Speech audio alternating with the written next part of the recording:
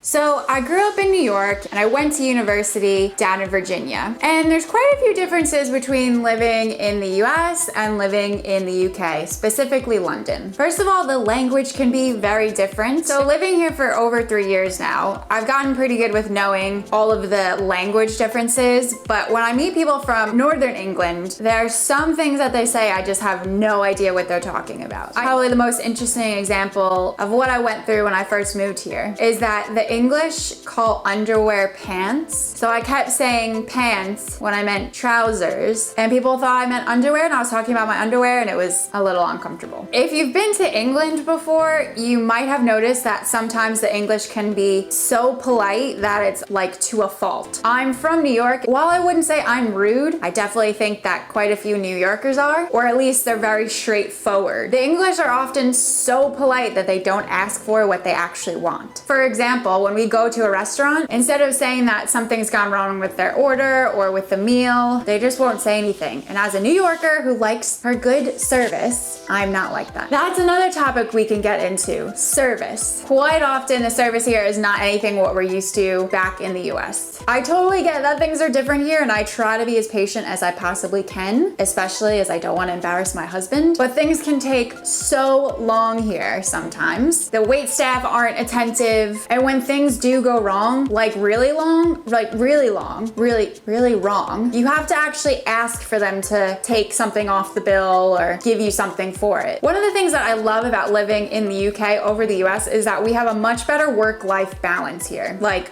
much better. All of my British friends here cannot believe that it's standard for employees to get only 10 days of vacation days back in the US. Here, you're also expected to take that holiday. Whereas in the US, I saw a statistic the other day, it's like something like 70% of people in the US don't even take all of their holiday time. That's insane. A really big difference that we have here in the UK over the US is healthcare. Something that I love about the UK is that people generally are healthier here. From my experience, people walk way more here than they do in the US. They eat more fruits and vegetables, and they eat smaller portions. As someone who likes to eat healthy and also take care of myself, I really love that. And every time I go back to the States, I find it harder and harder to find healthier choices on menus at restaurants and in fast food places. I can't find anything that I actually wouldn't mind eating. And the portions, I can barely even eat half of them anymore. Things tend to be smaller here. So cars, houses, people. It's more of a less is more attitude here than it is in the US, where I think